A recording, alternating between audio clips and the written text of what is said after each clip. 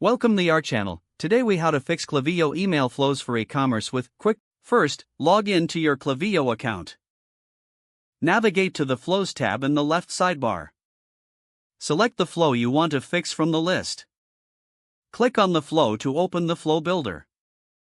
Identify any nodes marked with a red error icon. Click on each error node to view the details. Review the error message to understand what needs to be fixed.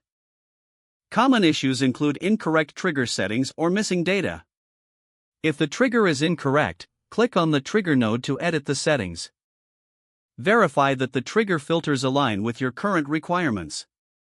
For nodes missing data, check the associated email or SMS template. Make sure all tags, lists, and segments referenced are currently active.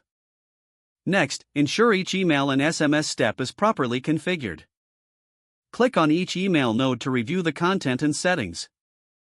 Check for broken links or missing images in the email design.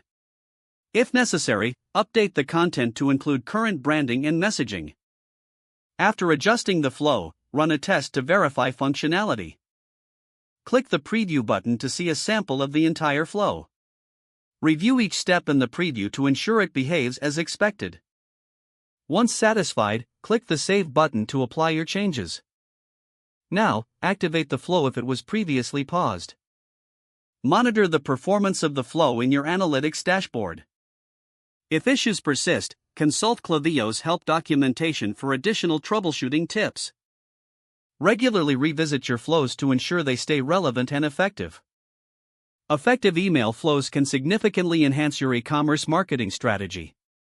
If the page does not load, refresh the browser or try again in a private or incognito window. Make sure you are using the correct email address, then retype it carefully to avoid small typos.